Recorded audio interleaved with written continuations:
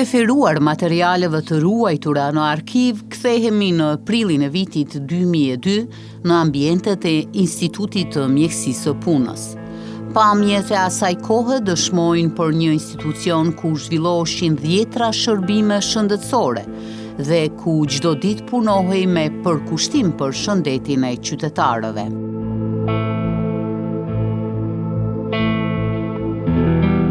Këtë herë arkiva sjell në kujtesë edhe emra mjekësh që kanë dhënë kontribut të çmuar në këtë institucion, por që sot mungojnë fizikisht, ndërsa kujtimi për punën dhe humanizmin e tyre mbetet i gjallë.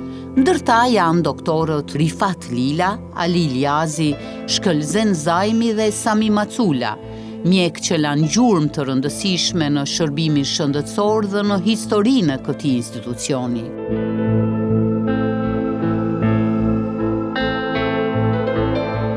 Dikur i njohur si dispanzeri i mjekësisë së punës, sipas arkivës, ky institucion kishte disa punëtorë të specializuar në profile të ndryshme. Një ekip i gjerë profesionistësh që çdo ditë kujdesej për shëndetin e punëtorëve dhe qytetarëve, ishte në gatishmëri.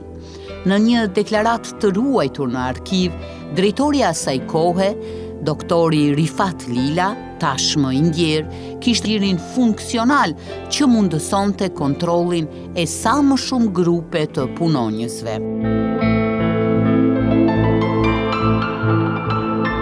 Ky institut, atëherë ish dispanzeri i mjekësisë punës, e ka bajt barën e shëndetësisë kosovare. Ka qenë i pajisur me aparaturë më të sofistikuar në vlerë prej $10 milion dhe ka ofru shërbime mjaft kvalitative, se për herë diagnostifikimi i smundjeve të pacientëve që kanë ardhur me kërku ndihmë është bërë në mënyrë ekipore e jo në mënyrë individuale.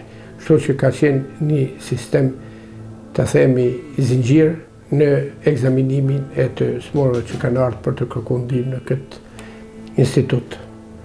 Kështu që të themi, prej majës kres e të themra komës, gjatë 4 orë gjysmë e ka pas në tërësi analizat dhe rezultatet specialistike të profileve të ndryshme për 4 orë gjysmë.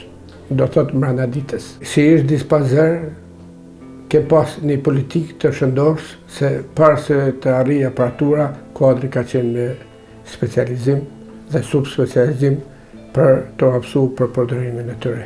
Kështu që në fillim s'kem pas kurfar vështirësi në përdorimin e këtyre aparaturave, të cilat deri në ditët e fundit, para lutjes, kanë funksionuar në mënyrë shumë të rregullt, pa ndonjë prishje apo ndonjë servisim të madh.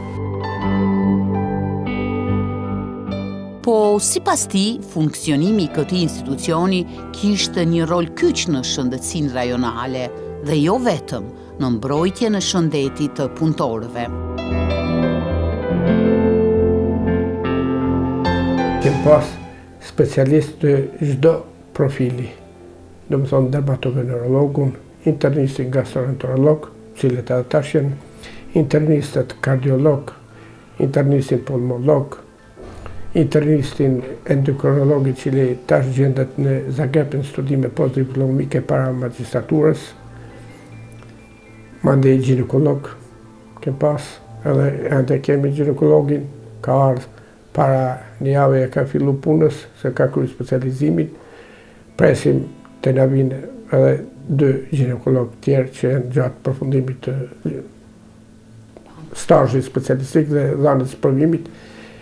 Kem shërbimin kabinetin oftalmologjik me një specialist edhe në specializim, shërbimin e otorinolaryngologjisë, kemi shërbimin e rentgenit me një specialist dhe 2 teknik të rentgenit, mandej shërbimi laboratorik, shërbimi neurologjik, i cili është i pajisur tash, atëherë nuk ka pas pajisje, me aparaturë më të sofistikuar. Kemi shërbimin dermatovenerologjik, se shpejti presin të bëjmë ekzaminimet e provave alergjike subkutane me prik probë. dhe në kuadër gjitha këtyne shërbimi mjekësisë punës. Megjithatë, arkiva dëshmon edhe një kapitull të vështirë të historisë së këtij institucioni. Lufta e fundit në Kosovë nuk kurseu as këtë objekt. Ai u shkatrua dhe u bë shënjestër e forcave serbe. Sipas dëshmisë doktor Sami Maculës, tashmë i ndjer, policia serbe jo vetëm që e kishte dëmtuar objektin, por kishte marrë edhe dokumentacionin e institutit. Kem pas një dëmtim jashtëzakonisht të madh të objekteve shëndetësore kosovare, falas për gjatë kohë. Një prej dëmeve që na është bë ka qenë prezente në institutin tonë, ku mas luftës na absolutisht nuk kem pas ama bash asnjë aparaturë, sepse tani aparatura e institutit e cila ka qenë prezente para luftës ka qenë e vjedhme prej anës policisë dhe ushtrisë serbe. Kështu që mas luftës na këtu kem fillu veç me disa vizita thjeshta, me matje tensionit, ku ta diun në një EKG eventuale, të cilat mas ne i kem marrë si donacion prej organizatave tuaja.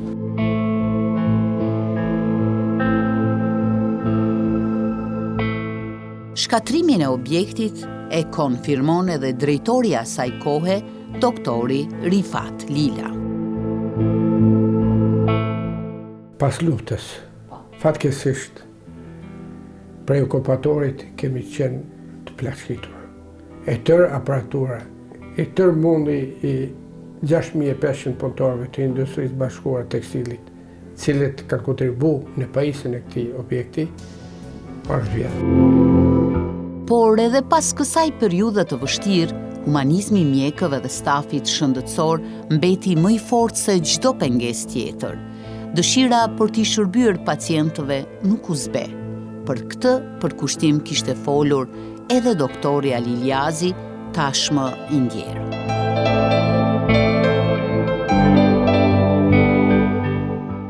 Derisa nuk kishte ardhur kjo aparaturë, vërtet ishim në kushte shumë të vështira, parasysh si dini se një aparaturë më moderne e cila ka ekzistuar, ajo ishte vjedhur nga okupatori, mirëpo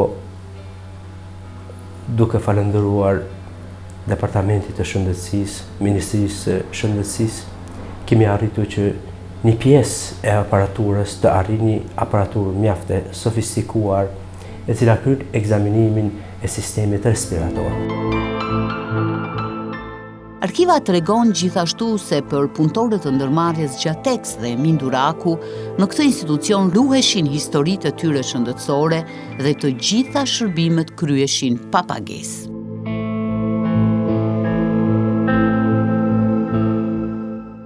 Punëtorët e industrisë së bashkuar me tekstilit, gjithsesi ishe Minduraku dhe Gjatexit, për hir se objekti është ndërtuar në lokacionin e tyre, se nga kretë pasuria që ka pas atyre nuk ju kanë ngel asgjë, sepse është vjedhur, për hir asaj ne i bëjmë pagesat gratis falas. Puna aso kohë zhvilloi në disa kabinete shëndetësore, ku secili prej tyre kishte përgjegjësi për shërbimet e veta. Për aktivitetin e tyre në këtë arkiv kanë folur drejtuesit e kabineteve të asaj periudhe.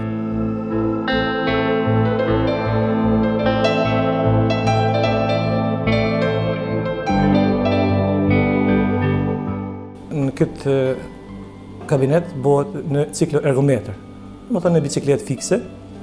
Pacienti nështrohet një ngarkesë, e cila është ngarkesë kontinuale, ngarkesa e cila për çdo 3 minuta rritet, dhe në atë ngarkesë, gjatë asaj ngarkesës, përcillet EKG-ja në monitor, edhe përcillet bëhet incizimi i shpejtit EKG-s çdo 3 minuta, ose nëse ka nevojë edhe më shpesh.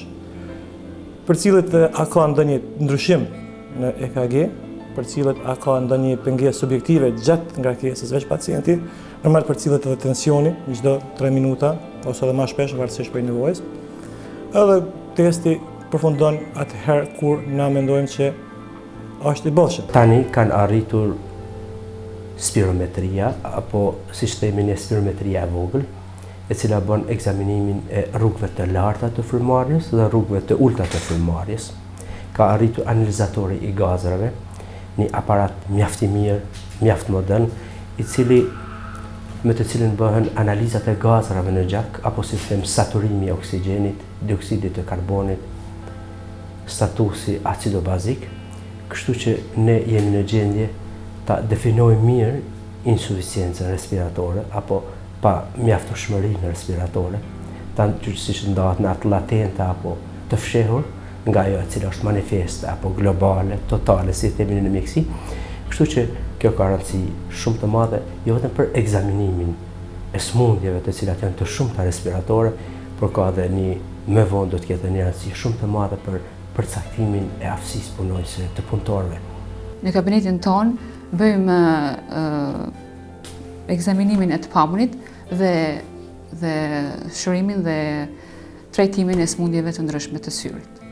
Kohët e fundit na ka ardhur aparatura re, kemi biomikroskopin, ekzaminojmë smundje të ndryshme të syrit, mandej kemi aparatura më re, e cila është kompjuterike, autorefraktokeratometër, bëjmë ekzaminimin e parametrave të korneës, bazë cilëve e saktojmë dioptrinë të pacientës. Kabineti i neurologjisë është relativisht kabinet i ri, i pajisur me aparaturë mjaft moderne, me elektroencefalograf, i cili është një ndër aparatet të cilat momentalisht nuk disponon asnjë qendër diagnostike në Kosovë. Është aparat i cili përdoret për ekzaminimin e pacientëve të cilët kanë kryesisht pengesa në kuptim të krizave të vetdijes. Është metodë diagnostikuese ndihmëse, e cila ndihmon mjaft në përcaktimin e një diagnoze të saktë. Është i prodhimit një Koden, mjaft i sofistikuar, sistem digital, me mundësi të incizimit prej 12 kanaleve deri në 64 kanale. Kjo është një aparat për demonstrimin e grafive të rentgenit. Është shumë i mirë për fotografitë që janë të vogla dhe nuk mi definu procesin tonë, sidomos është i mirë për problemet e skeletit, ku ndryshimet artrotike vrehen shumë dobët.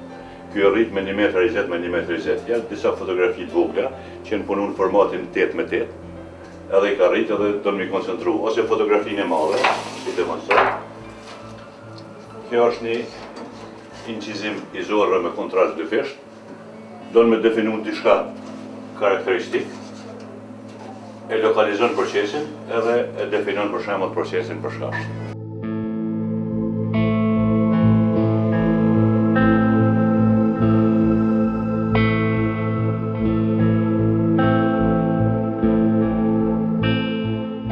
Pamjet arkivore dëshmojnë gjithashtu se në këtë institucion realizoshin me shumë kujdese dhe vizitat ginekologjike, ku çdo nën kontrollohej me përkushtim dhe kujdes të veçantë nga stafi mjekësor. Sot, më shumë se 2 dekada më pas, Instituti i Mjekësisë së Punës ka avancuar ndjeshëm. Shërbimet janë zgjeruar dhe puna vazhdon me të njëjtin përkushtim, duke mbajtur gjallë traditën e humanizmit dhe profesionalizmit që e ka karakterizuar këtë institucion ndër vite. 24 vjet pas, kjo vatër e shëndetësisë quhet Qendra Kombëtare e Mjekësisë së Punës në Gjakov, me gjithsej 69 persona të punësuar.